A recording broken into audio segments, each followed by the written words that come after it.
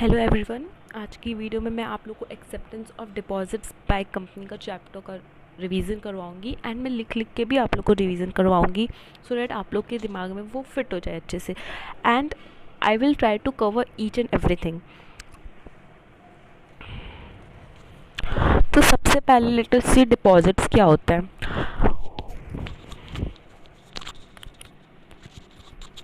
Deposits include करता है कोई भी रिसिप्ट ऑफ मनी।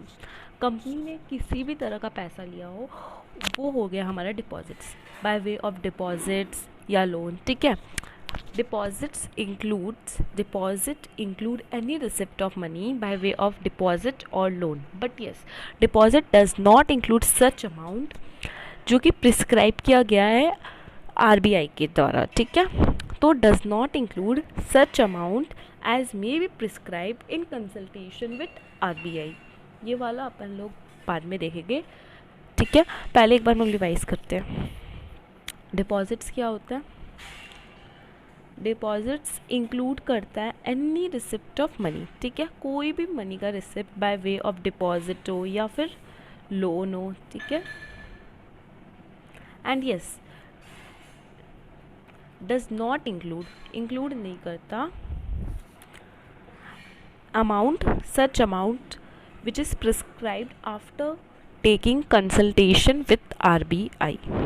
ठीक है। नेक्स्ट हम लोग डेफिनेशन देखते हैं हमारा डिपॉजिटर्स का। डिपॉजिटर्स क्या होता है। कोई भी मेंबर अगर डिपॉजिट देते हैं कंपनी को तो वो डिपॉजिटर्स हो गए। ठीक है। Any member of the company making deposits with the company is a depositor. ठीक है। एनी मेंबर और एनी पर्सन जिसने डिपॉजिट दिया है कंपनी को, पब्लिक कंपनी के केस में वो हो जाते हैं डिपॉजिटर। रिमेंबर वन थिंग कि जनरल पब्लिक सिर्फ और सिर्फ पब्लिक कंपनी में ही डिपॉजिट दे सकती है। ठीक है। Private company can not accept deposit. Private company can not accept deposit from public. ठीक है।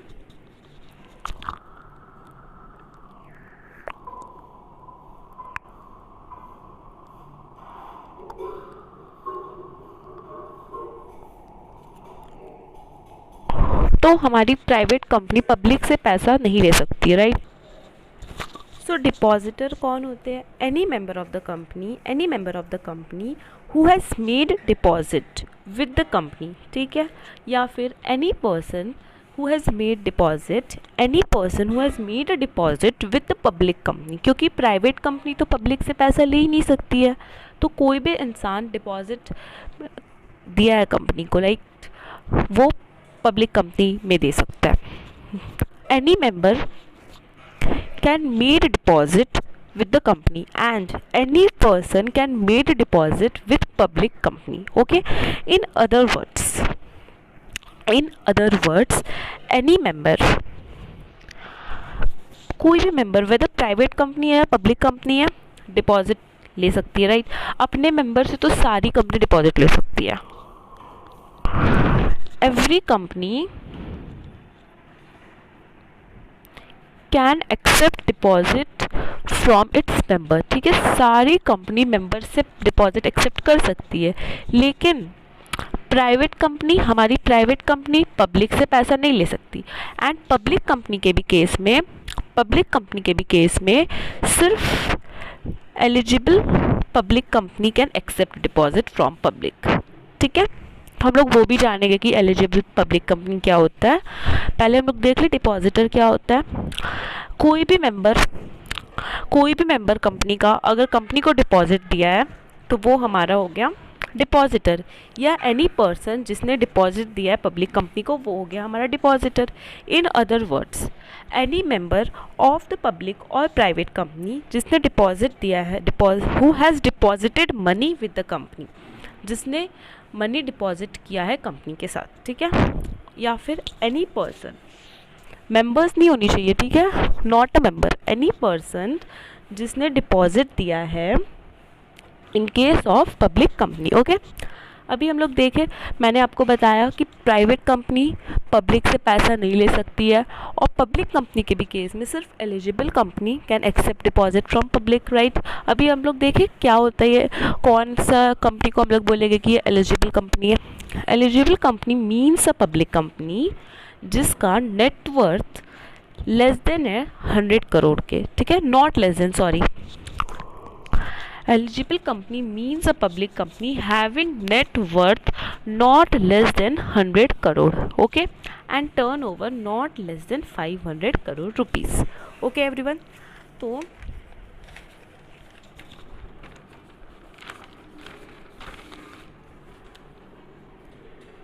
एलिजिबल पब्लिक कंपनी कौन सी कंपनी होती है, जिसका net worth not less than 100 crore, right, not less than 100 crore rupees and turnover not less than 500 crore, okay everyone, yes ma'am।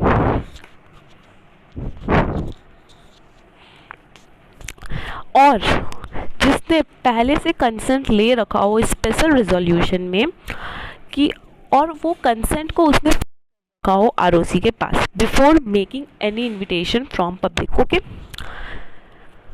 Eligible company वो company होती है जिसका net worth not less than 100 crore and turnover not less than 500 crore हो, and which has obtained prior consent in special resolution and had filed it with ROC before making invitation from public।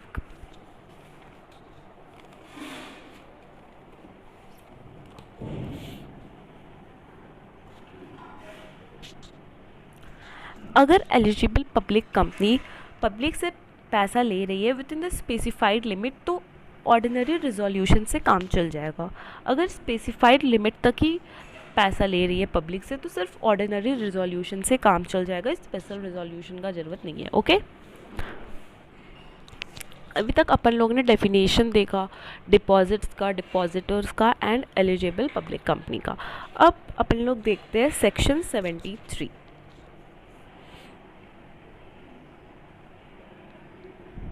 Section 73 clause 1 में बोला गया है कि no company can accept और renew deposit from public unless it follow the manner prescribe. 73 section 73 sub section 1 में ये बोला गया है कि no company can accept deposits from public, right. मैंने आपको पहले ही बताया कि कोई भी कंपनी पब्लिक से पैसा नहीं ले सकती है except eligible public company.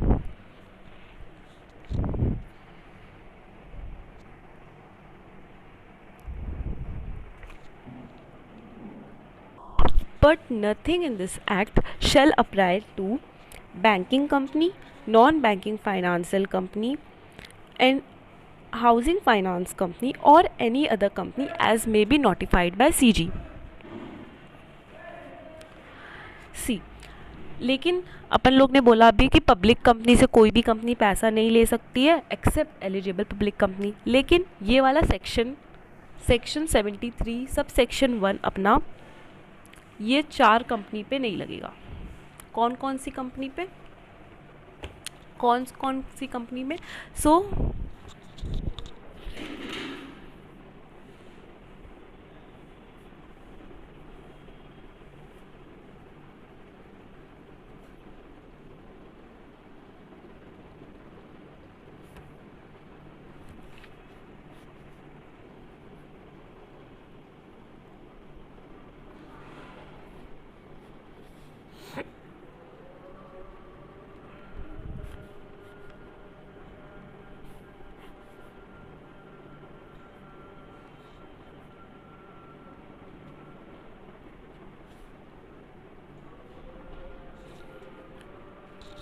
Nothing in this section shall apply to banking company, NBFCs that is non banking financial company, housing finance company and such company जो कि नोटिफाइड किया गया है सेंट्रल गवर्नमेंट के थ्रू।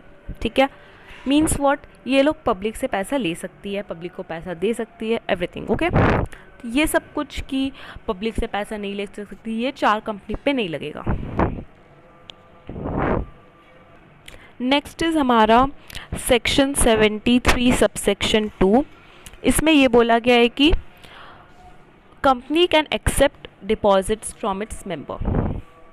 ठीक है, company can accept deposits from its member, let means every company can accept deposits from its member. ठीक है, बट कुछ कुछ उसको पहले रिजोल्यूशन पास करना पड़ेगा। सबसे पहले जिस भी कंपनी को मेंबर से पैसा लेना है, सबसे पहले company is required to pass a resolution in general meeting. ठीक है, सबसे पहले पासिंग ऑफ रिजोल्यूशन, कंपनी को रिजोल्यूशन पास करना होगा, राइट, इन जनरल मीटिंग।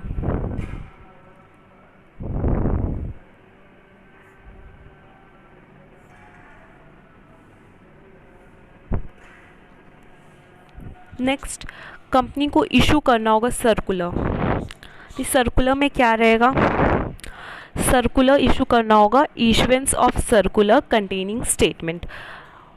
क्या क्या रहेगा सर्कुलर में, company is required to issue a circular to its member including therein a statement showing the, सबसे पहले फाइनेंशियल पोजीशन, कंपनी का फाइनेंशियल पोजीशन क्या है, सबसे पहले कंपनी को अपने सर्कुलर में ये स्टेट करना है।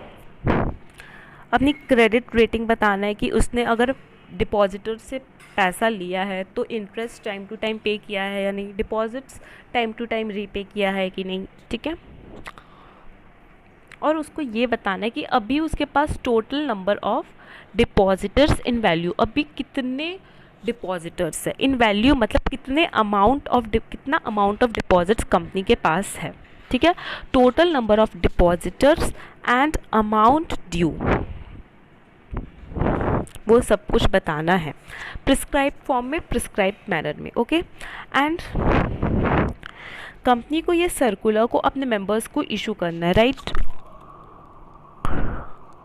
ये सर्कुलर को कंपनी को अपने मेंबर्स को इशू करना है, कंपनी को सर्कुलर को अपने मेंबर को इशू करना है।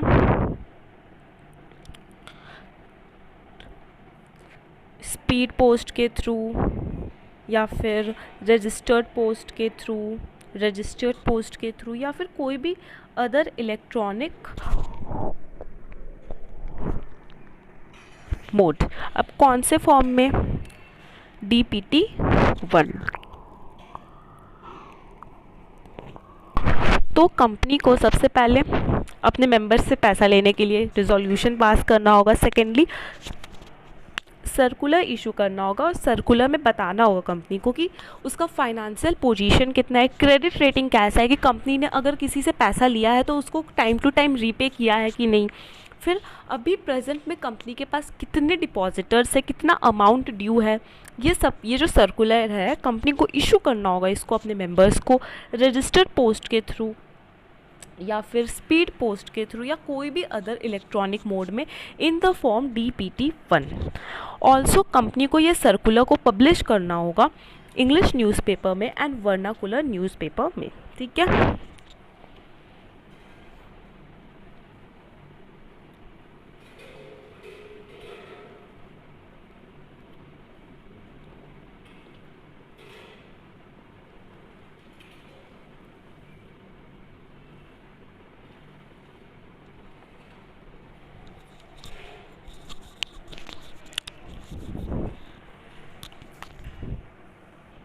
एंड कंपनी को अटैच करना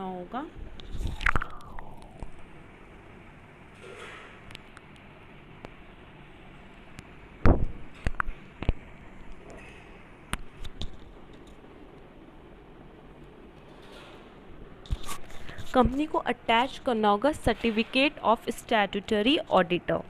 उसमें क्या स्टेट करना होगा, कौन से फॉर्म में, सबसे पहले तो अपना वही DPT-1 के फॉर्म में, स्टेटिंग दैट कि कंपनी ने कभी भी कुछ डिफ़ॉल्ट नहीं किया है रीपेमेंट ऑफ डिपॉजिट से रिगार्डिंग या पेमेंट ऑफ इंटरेस्ट के regarding.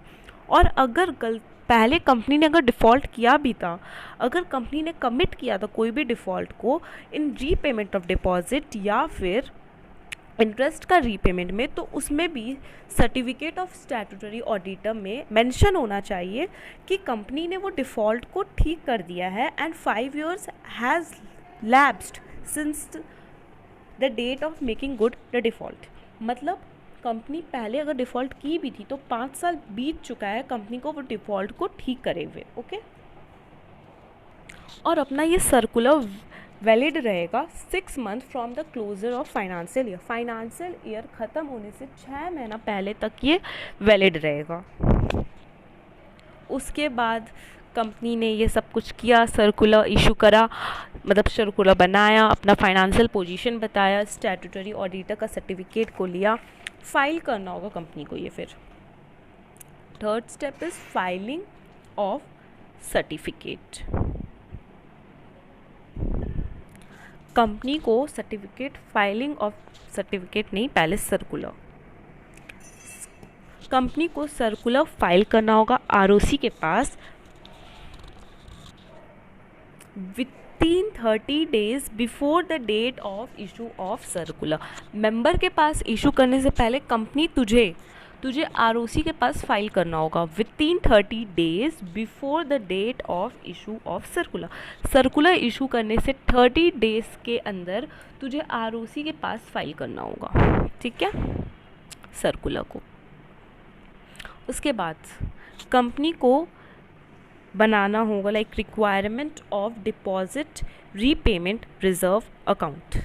Requirement of deposit repayment reserve account, company को डिपॉजिट रीपेमेंट रिजर्व अकाउंट का रिक्वायरमेंट को पूरा करना होगा। क्या होता है रिक्वायरमेंट?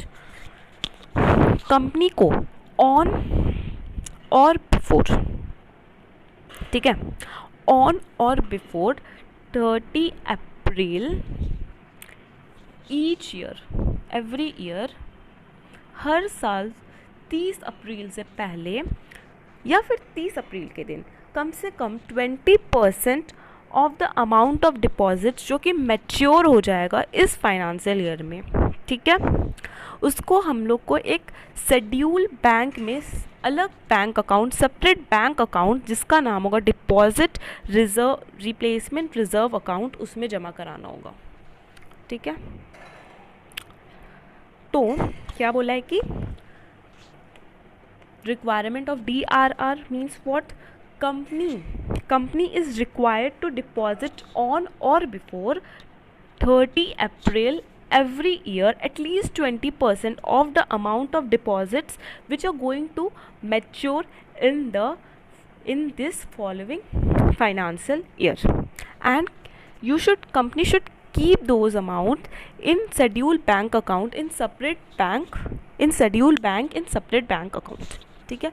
ये 20% ऑफ डिपॉजिट जो कि इस साल मैच्योर होने वाला है उसको शेड्यूल बैंक का एक सेपरेट बैंक अकाउंट में कंपनी तुझे डिपॉजिट कराना होगा। नेक्स्ट, कंपनी को वो जो सर्टिफिकेट बनाया था ना, उसने बनवाया था ना सर्टिफिकेट, वो वाला भी ROC के पास फाइल करना होता है। The company need to certify that it has not committed any default in repayment of deposit except either before or after commencement of this act or payment of interest। Company को बोलना होता है कि company को clarify करना होता है कि कंपनी ने कभी भी कोई डिफ़ॉल्ट नहीं किया है रीपेमेंट ऑफ डिपॉजिट से रिगार्डिंग या फिर रीपेमेंट ऑफ डिपॉजिट से रिगार्डिंग या फिर पेमेंट ऑफ इंटरेस्ट के रिगार्डिंग कंपनी ने कभी भी कुछ डिफ़ॉल्ट नहीं किया। और अगर कंपनी ने डिफ़ॉल्ट किया है तो 5 साल बीत चुका है उस बात को, उस डिफ़ॉल्ट को गुड किए हुए, ठीक है। Next is provision of security. Provision of security में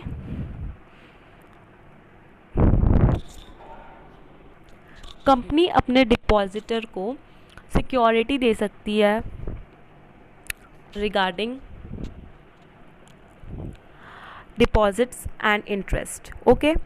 और अगर कंपनी ने डिपॉजिट में सिक्योरिटी दिया है तो उस डिपॉजिट के आगे लिखा आएगा सिक्योर्ड डिपॉजिट्स, राइट। और अगर कंपनी ने पार्टली या फुल्ली अनसिक्योर्ड डिपॉजिट को इशू किया है तो वहाँ पे अनसिक्योर्ड डिपॉजिट वर्ड यूज़ होगा, ओके।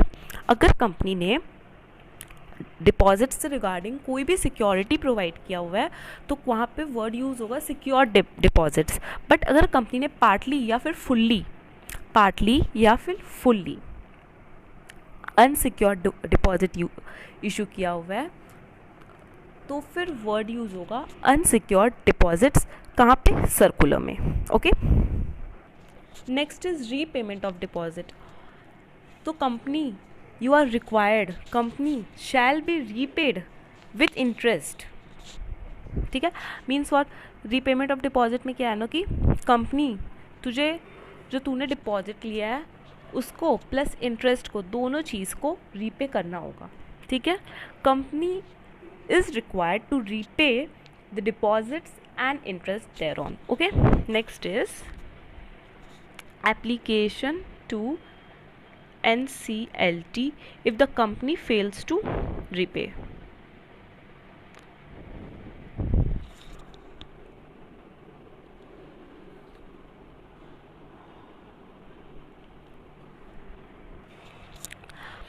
अगर कंपनी कुछ भी गलती की है या company fails to repay deposit या फिर इंटरेस्ट तो डिपॉजिटर्स NCLT के पास जा सकते हैं और बोल सकते हैं NCLT को कि कंपनी को बोलो कि मेरे पैसे को मुझे रिफ़ंड करे, मेरे पैसे को रीपे करे और मुझे जो जो लॉस हुआ है उसका भी भरपाई करे, ठीक है। तो NCLT कोई भी ऑर्डर जो NCLT को सही लगे वो कंपनी को दे सकती है। Next is utilising of amount of DRR account. DRR account is what? Deposit repayment reserve account, जिसमें कंपनी को ट्रांसफ़र करना होता है 20% ऑफ द डिपॉजिट जो कि मैच्योर होने वाला है इस साल में, फॉलोइंग ईयर में, राइट। सो अभी कहाँ कहाँ यूटिलाइज हो सकता है वो वाला अमाउंट जो कि DRR में जमा किया हुआ है। तो DRR में जो भी अमाउंट है shall only be used by the company for repayment of deposits, ठीक है। कंपनी डिपॉजिट्स रीपे करने के अलावा और कहीं पे भी यूज़ नहीं कर सकती है DRR का अमाउंट को, okay. Next is tenure for which deposits can be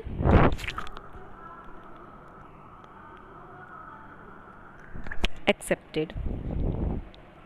सबसे पहले तो कंपनी को अलाउ ही नहीं है कि वो ऐसा डिपॉजिट को इशू करे, एक्सेप्ट करे, ऐसा डिपॉजिट को एक्सेप्ट करे, ओके। कंपनी को अलाउ ही नहीं है, परमिट ही नहीं है कंपनी को कि वो एक ऐसा डिपॉजिट को एक्सेप्ट करे जो कि रीपेएबल ऑन डिमांड है। तो company can not accept deposit which is repayable on demand और मिनिमम 6 मंथ का होना है डिपॉजिट को, ओके।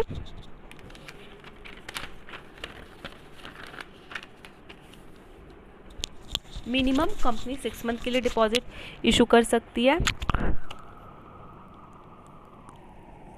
एंड मैक्सिमम 36 मंथ के लिए, बट कभी कभी 6 मंथ से कम के लिए भी company can accept deposit, okay. मैं बार बार इशू वर्ड यूज़ कर दे रही हूँ but the correct word is accept. कभी कभी कंपनी 6 मंथ से कम पीरियड के लिए भी एक्सेप्ट कर सकती है डिपॉजिट को, लेकिन yes company can not accept deposit below 3 months, okay. तो क्या क्या कंडीशन होगा कि 6 मंथ से भी कम हो जाए?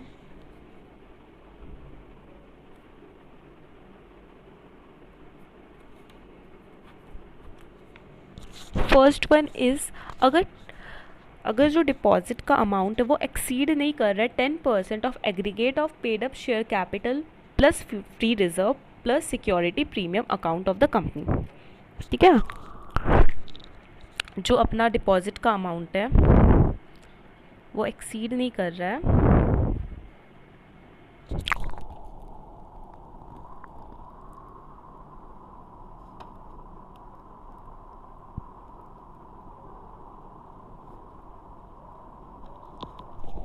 वो एक्सीड नहीं कर रहा है 10% of paid up share capital plus free reserve plus security premium plus and also वो तुम्हारा 3 मंथ से कम पीरियड के लिए नहीं होना चाहिए, ठीक है। Such deposits are repayable only on और after 3 month from the date of such deposits और renewable. Okay, next is maximum amount of deposits from member. तो कंपनी कितना मैक्सिमम अमाउंट अपने मेंबर से ले सकती है, ठीक है।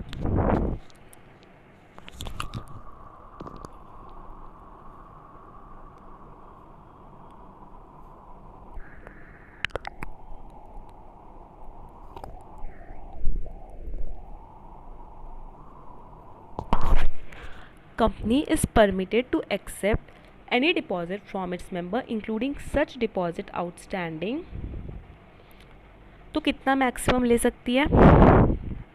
Maximum 35% of paid up share capital plus free reserve plus security premium. Okay, लेकिन आईएफएससी पब्लिक कंपनी के लिए एक्सेप्शन है और प्राइवेट कंपनी के लिए एक्सेप्शन है, ठीक है। IFSC public company and private company पूरा 100% of paid up share capital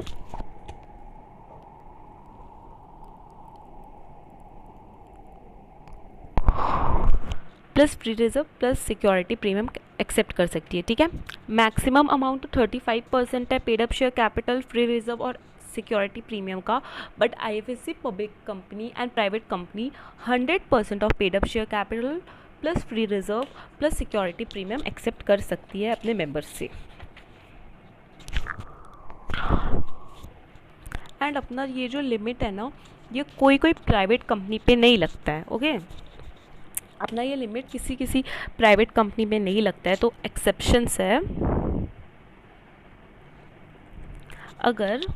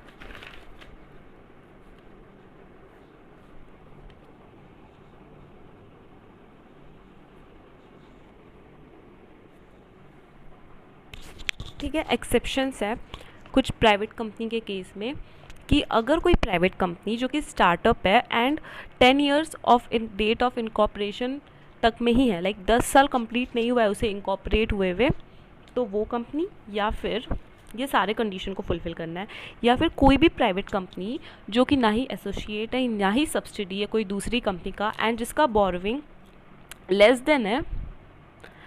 then 2 into twice of paid up share capital, या फिर 50 crore which ever is less, वो वाला, और वो कंपनी ने डिफ़ॉल्ट नहीं किया हो repayment of borrowing from any financial institution या फिर बैंक्स, ओके। तो ये वाला जो कंडीशन है ये इस कंपनी में अप्लाई नहीं होता है। जो भी प्राइवेट कंपनी जो कि स्टार्टअप है, जिसका 10 साल कंप्लीट नहीं हुआ है इनकॉर्पोरेट हुए, और ये सारा कंडीशन कि वो कंपनी किसी भी कंपनी की एसोसिएट ना हो, सब्सिडी ना हो, एंड उसने बोरो किया हुआ है, जो भी अमाउंट उसने बोरो किया है वो एक्सीड नहीं कर रहा है, वो लेस देन है, कम है, 2% of its paid up share capital, या फिर 50 करोड़ जो which ever is less, and उसने डिफ़ॉल्ट नहीं किया है किसी भी कंपनी से। अगर उसने पैसा लिया है, बोरो किया है कोई भी money, not defaulted, in repayment of any borrowing, जो भी उसने फाइनेंशियल इंस्टीट्यूशन से या फिर बैंक से लिया हुआ है, ठीक है। ये कंपनी अनलिमिटेड अमाउंट एक्सेप्ट कर सकती है अपने मेंबर से। Okay, next is appointment of trustee for depositors.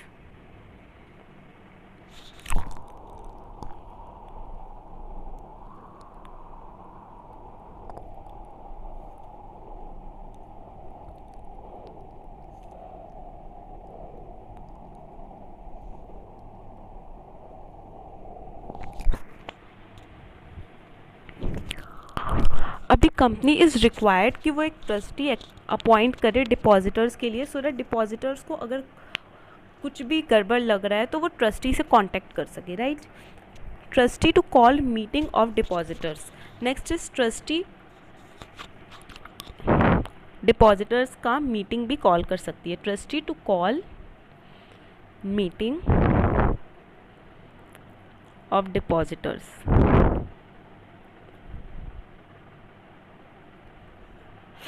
अभी ट्रस्टी कब कब डिपॉजिटर्स का मीटिंग कॉल्स कर सकती है? अगर 1/10 ऑफ द डिपॉजिटर्स ने ट्रस्टी से रिक्वेस्ट किया हुआ है राइटिंग में कि वो मीटिंग कॉल करे, तब कर सकती है, ठीक है।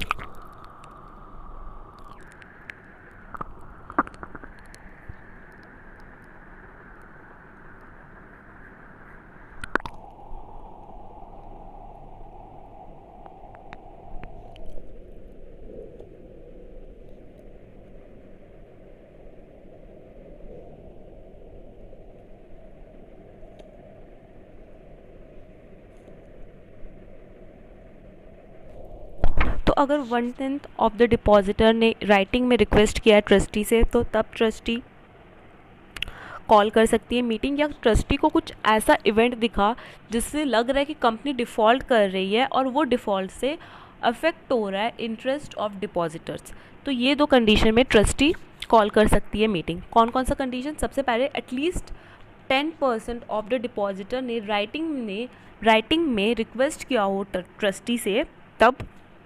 या फिर ट्रस्टी ने देखा कोई भी ऐसा इवेंट हो रहा है जिससे ऐसा लग रहा है कि कंपनी डिफ़ॉल्ट कर सकती है और वो डिफ़ॉल्ट से अफेक्ट हो जाएगा इंटरेस्ट ऑफ डिपॉजिटर, तब। ओके, नेक्स्ट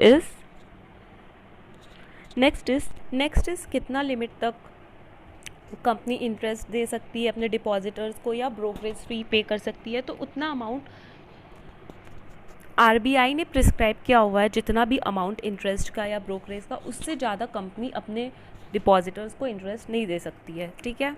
कंपनी आरबीआई के थ्रू जितना भी अमाउंट प्रिस्क्राइब किया हुआ है उससे ज़्यादा रेट ऑफ इंटरेस्ट अपने डिपॉजिटर्स को नहीं दे सकती है। Next is filing of application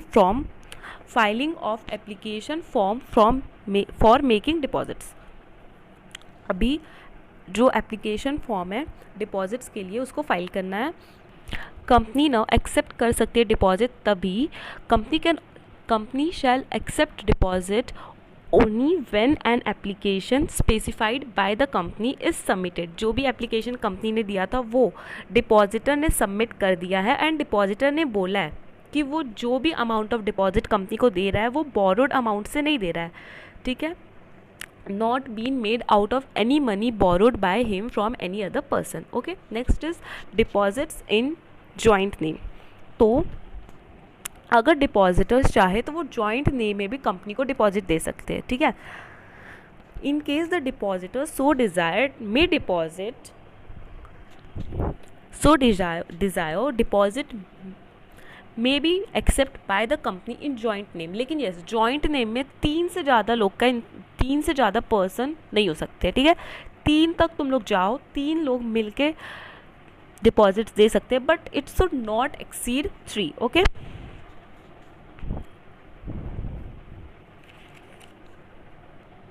okay, कोई भी डिपॉजिटर ना नॉमिनेट कर सकता है कभी भी किसी भी इंसान को एज अ नॉमिनी, ठीक है।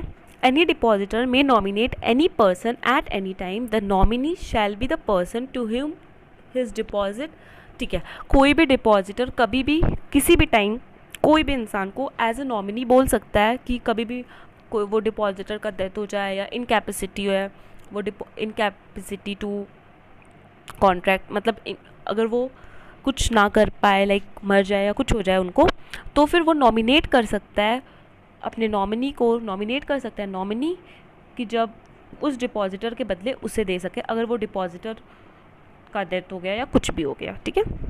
Next is deposit receipt. Within a period of 21 days from the date of receipt of money और रियलाइजेशन। ओके, तो इसमें ये लिखा हुआ है ना कि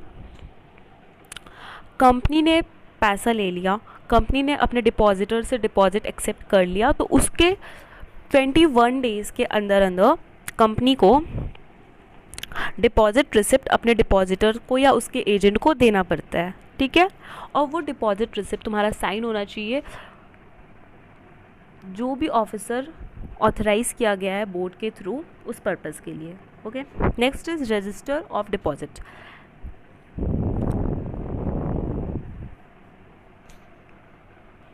रजिस्टर ऑफ डिपॉजिट कंपनी को बनाना होता है as per the provision mentioned, okay. Next is premature repayment of deposit. अगर कोई डिपॉजिटर ने पैसा दिया है, कि मान लो किसी डिपॉजिटर ने 6 मंथ के लिए पैसा दिया है कंपनी को, ओके। मान लो मिस्टर ए है, उसने 6 मंथ के लिए डिपॉजिट दिया था कंपनी को, बट इसको कुछ काम पड़ गया, ये पहले ही आ रहा है कंपनी के पास कि कंपनी मुझे ना मेरा डिपॉजिट वापस कर दो। तो फिर मान लो इनके बीच में एग्रीमेंट हुआ था कि कंपनी इसको रेट ऑफ इंटरेस्ट देगी 5%, ओके। रेट ऑफ इंटरेस्ट देगी 5%, लेकिन इसको पहले ही पैसा चाहिए, लाइक उसने 5 महीना में आया और उसने बोला कंपनी को कि कंपनी मुझे ना मेरा डिपॉजिट वापस दे दो। तो फिर कंपनी बोलेगी ओके मैं दे तो दूँ, बट फिर मेरे को तुमको 5% ऑफ इंटरेस्ट की जगह -1% करके 4% ही इंटरेस्ट देना होगा, ठीक है। इसमें ये बोला गया है कि अगर कोई डिपॉजिटर टाइम कंप्लीट होने से पहले अपने डिपॉजिट को वापस लेने आ जाता है ना, तो फिर जो भी रेट ऑफ इंटरेस्ट उसको देने वाली थी कंपनी, उससे 1% वो माइनस करके देगी, ओके। उसके बाद filing of return of deposits from register with registrar. Company को रिटर्न ऑफ डिपॉजिट फाइल करना होगा रजिस्ट्रार के पास in the form DPT 3, okay. कौन से फॉर्म में? DPT 3 में कंपनी को रजिस्ट्रार के पास रिटर्न ऑफ डिपॉजिट फाइल करना है। Next is no right to alter any terms और कंडीशन ऑफ डिपॉजिट। कंपनी के पास कोई राइट नहीं है कि वो कोई भी टर्म्स या कंडीशन पे चेंजेस कर सके, ठीक है, अल्टर कर सके किसी भी टर्म्स और कंडीशन को जो कि अफेक्ट करेगा इंटरेस्ट ऑफ डिपॉजिटर्स। कंपनी ने सर्कुलर इशू कर दिया, एडवर्टाइजमेंट कर दिया है, न्यूज़पेपर में पब्लिश कर दिया है, तो उसके बाद कंपनी तेरे पास कोई राइट नहीं है कि तू अपना टर्म्स और कंडीशन को चेंज करे, ठीक है। Next is disclosure in financial statement. A public company shall disclose in its financial statement by way of note about the money received from its depositor from its director. In case of private company, it shall disclose in its financial statement by way of note about the money received from director or the relative of the director, okay। Company अपने director से भी पैसा ले सकती है and company को अपने financial statement में वो नोट करना होगा कि उसने अपने डायरेक्टर से डिपॉजिट एक्सेप्ट किया है। एंड ऑल्सो प्राइवेट कंपनी ने अगर डायरेक्टर से पैसा लिया है तो प्राइवेट कंपनी को भी वो नोट करना होगा। प्राइवेट कंपनी अपने डायरेक्टर के रिलेटिव किसी से भी अगर पैसा लेती है तो उसको अपने फाइनेंशियल स्टेटमेंट में वो बताना होगा। Next is panel rate of interest.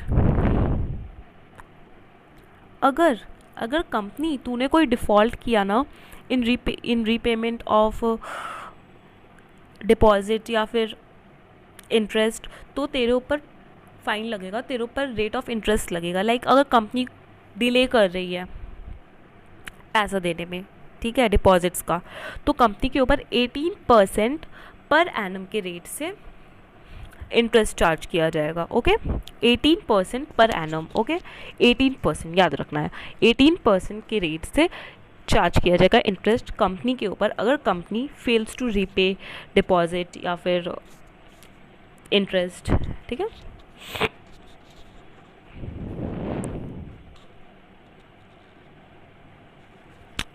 अगर company, if the company fails to repay deposits, secured or unsecured or anything, after they are claimed, it shall pay panel rate of interest of 18% per annum for the overdue period.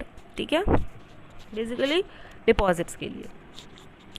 Next is punishment for contravention. If any company inviting deposit or any other company जो कि contravenes any of the deposit rule for which no punishment is provided in this act, the company and other officer in default shall be punishable as under with fine 5,000 rupees. अगर company ने इस act को, इस section को follow करने में कुछ भी गलती किया तो कंपनी तुझे और तेरे ऑफिसर इन डिफ़ॉल्ट को 5,000 रुपये का फ़ाइन देना होगा. इन केस अगर तुम्हारा कॉन्ट्रावेंशन, तुम्हारा ये गलती कंटिन्यू हो रहा है तो further fine will may exceed to 500 rupee every day after the first day during the contravention continues. Punishment क्या था? अगर कंपनी ने कॉन्ट्रावेंशन किया है अपनी इस सेक्शन को पूरा करने में, तो कंपनी तेरे ऊपर और तेरे उस ऑफिसर इन डिफ़ॉल्ट के ऊपर 5,000 रुपी का फ़ाइन लगेगा. और अगर ये कॉन्ट्रावेंशन तुम्हारा चल रहा है, कंटिन्यू हो रहा है, तो फिर हर दिन का 500 रुपी लगेगा. Okay, so that's it for this video. इस वीडियो में we have completed section number 73. I think मैंने अच्छे से करवाया है. मैं बीच बीच में आप लोग को लिखवाते भी जा रही थी, तो वो आप लोग, ताकि आप लोग के दिमाग में वो फिट हो जाए. Okay, so that's it for this video guys. Bye bye.